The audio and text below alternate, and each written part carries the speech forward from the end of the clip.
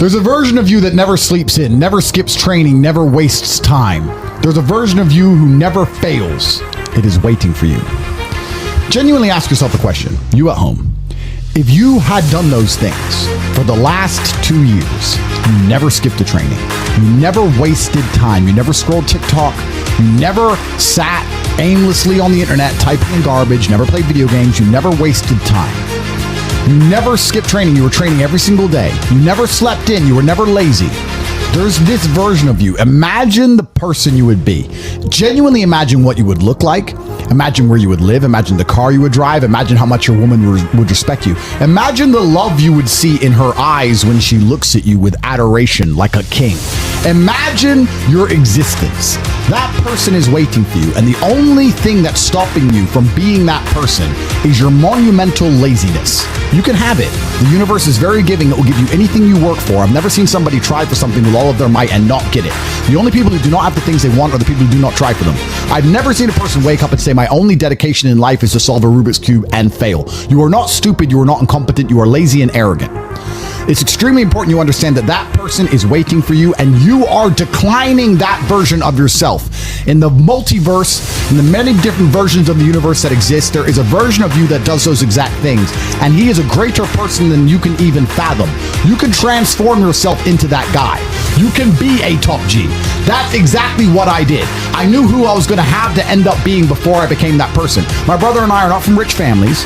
We are not from advantaged beginnings. But I knew I had to be a big, strong, fighting billionaire. That's what I knew I had to be. Discipline is the key to success. If you cannot force yourself to do something you don't want to do, how are you ever going to put yourself through the suffering required for greatness? If you cannot force yourself to train when you do not want to train, if you cannot force yourself to work when you don't want to work, if you can't force yourself to not log into Pornhub or force yourself to eat right, how can you possibly ever become a monumentally successful person if you cannot control yourself long enough to do what must be done as opposed to what you feel like doing? The only people who get to live their lives based on how they feel are women and children. Children can cry because they feel like crying, as can a woman. A woman can start an argument because she feels like arguing, as can a child. A man must do what he is supposed to do irregardless of how he feels. That is the key component to masculinity, is discipline. If you do not have the discipline to dedicate yourself to anything, you are going to fail and be crushed by the people who can. If you only go to the gym when you feel like going to the gym, you're never going to be as strong as the people who go to the gym when they don't feel like going to the gym. That is a reality of life. So, I train every single day. I've actually heard from some people saying, you overtrain. And I explained to them, one, I don't believe in rest. I'm not you. I'm not pussy, and I'm not broke like you are, Mr. Fitness Trainer, standing around the gym teaching people for $50 an hour. I don't need to listen to you. Secondly, I don't train because I want to get bigger. I train every day because it is difficult to train every day. It hurts. I don't want to. I wake up and I'm busy. I have other things to do. I don't feel like doing it, so I force myself to do it 7 days a week, 365 days a year, so that I know I'm the kind of person who can do what he doesn't want to do when it needs to be done. I am that man. And it's more of a mental exercise than a physical exercise at this point. How can you ever outcompete me if I can force myself to do the things I don't want to do and you cannot? Discipline is absolutely essential for success, and you need to get very comfortable and very used to the idea of understanding that on your path to greatness, there are going to be long periods of time where you hate what you are doing, where you are dissatisfied with the actions you must undertake, where you are tired, where you are stressed. That is why it is difficult. That is why most people won't make it.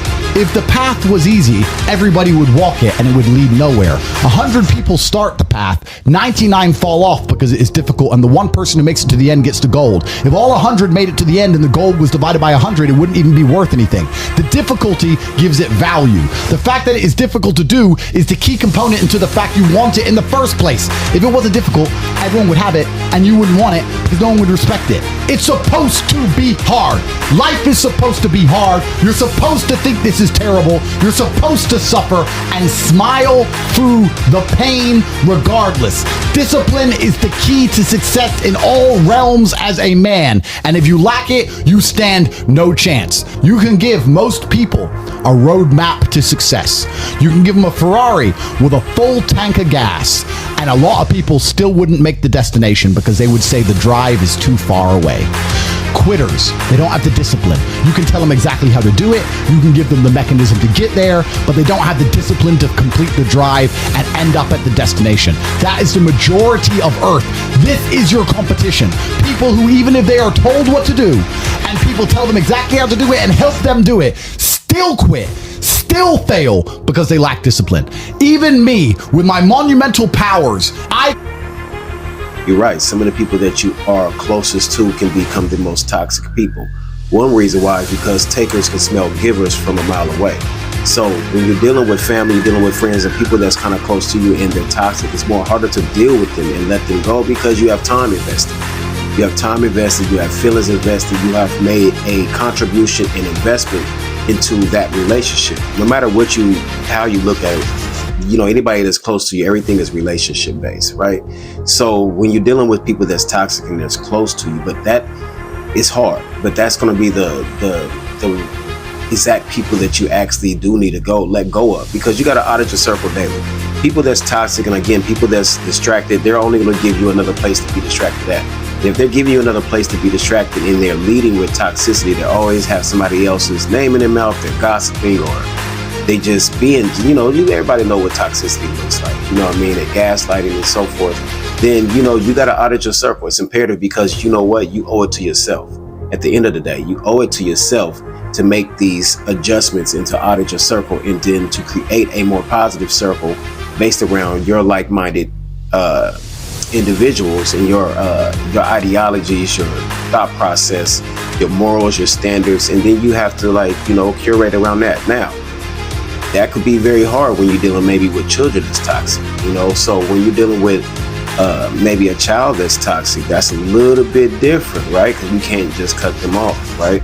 So when dealing with a child that is toxic and you know that you got to kind of cut them off, to me, that just sounds like tough love. Again, you don't, just because you had a child does not mean that you deserve to be in the middle of toxicity and have to deal with their toxicity, right? You should hope for the best and hopefully just give them some information and that they can start to self-correct the toxicity that's in them, and then it don't spoil over into you and your family and everything that you guys have going on in that building, in our building. So it's really hard to deal with people that's toxic, but at the end of the day, you gotta just, you gotta put yourself first. You gotta put yourself first, and there's absolutely nothing wrong with that. You gotta put yourself first because at the end of the day, you're gonna be dead a lot longer than you are alive. So while you're here, you gotta utilize the time. What are you doing with your time? Are you spending it with time with people that are toxic? Are you gonna start spending time with people that are like-minded like you and have the same morals and so forth? So my solution to that and how hard it is, audit your circle. Work hard, learn from your failures, and never give up. Work hard, learn from your failures, and never give up. You should be running towards failure because that's where the lessons are at. So if you never give up, I promise you, success is just around the corner. You can touch it, just as long as you don't give up. So stay the course, run that marathon, and run your lap. Run your lap. Healing isn't about becoming the best version of yourself. It's about loving every version of yourself you become along the journey. Still blooming, still glowing, still thriving, still surviving. Love every part, every person, every version of yourself along the journey, because those versions is what made you are who you are today. That greatness when you look in the mirror. Go look at the mirror and say, self, I'm great. Go look at yourself in the mirror and say, self, I'm great. And love every version of yourself, past, present, and future. This is something that I struggle with, and I want you all to really listen closely. I want you, a lot of times we get into an imposter syndrome, and a lot of times people as well like to hold things that we have done in our past as if it is who you are today. And listen to me, forgive yourself. You have changed. You have came so far. You have put so much into becoming a better person. By all means, do not let anybody hold your past against you today, because you are not the same person. I am not the same person as I was when I was 21. I'm not the same person who I was when I was 18. I'm not the same person I was when I was 25. Listen, I've grown so much, and maturity comes with wisdom. And knowledge, wisdom, and understanding is the principles that I live by. So I make sure that I do a lot of self-work. I do a lot of personal development. If somebody asks me, like, what would you invest in business out of the multiple business that I have, what would I have invested in more?